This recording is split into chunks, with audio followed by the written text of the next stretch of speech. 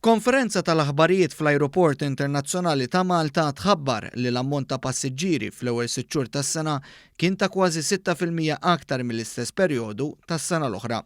Fil-fatt bejn Jannar u Ġunju li għadda aktar minn 3 miljun passiġġier għaddew mill-Ajruport ta' Malta waqt li April kien l-aktar xahar li fih l-ajruport ra żieda fil-passiġġieri. L-akbar suq reġa' kien tar-Renju Unit fejn l-akbar ammont ta' passiġġiera li rifsu l-ajruport ġew minn Gatwick f'Londra. L-ajruport ta' Fiumicino f'Ruma ġie fit-tieni post. L-akbar żieda notevoli ta' passiġġiera kienet minn Spanja. Fil-fatt fl-ewwel 6 xhur tas-sena ġew minn Spanja 26% aktar mill-istess perjodu tas-sena l-oħra.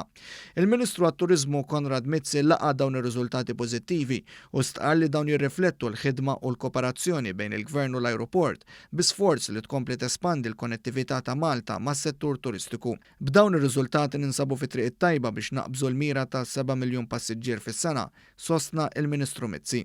Ma' dan is-sentiment ingħaqad iċ-Chairman tal-Awtorità Maltija għat-Turiżmu Gavin Gulija li sostna kif dan it-tkabbir fl-attività fl-ajruport huwa rifless ukoll fi żiediet qawwija fit-turiżmu. B'dawn ir-riżultati l-ajruport ikklassifika fi 11-il post bħala wieħed mill-aktar ajruporti li ra tkabbir. Tul il-konferenza saret referenza wkoll għall-investiment infrastrutturali li qed isir fl-ajruport. Intqal il-parkeġġ li mistenni jakkomoda 1300 karozza aktar għandu jkun lest sas-sajf tas-sena d-dieħla. Fl-isfond ta' tkabbir sostenibbli hemm ukoll riżultati notevoli fosthom li fl-ajruport ta' Ħalluqa niżlu taru kważi 24,000 ajruplan. L-aktar linja tal-ajru attiva fl-ajruport kienet ir-Ryanair li ġabet 13% aktar passiġġieri fl-ewwel nofs tas-sena.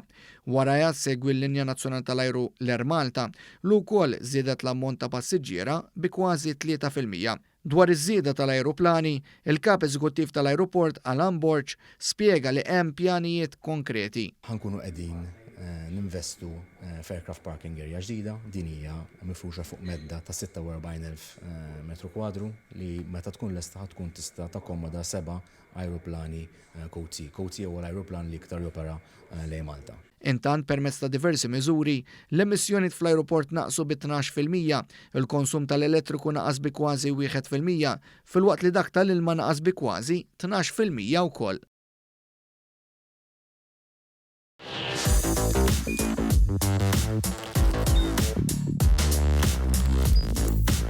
Idħol fuq one.com.mt u hemmhekk tista' tara l-programmi kollha li jxandru fuq One permezz ta' One Play.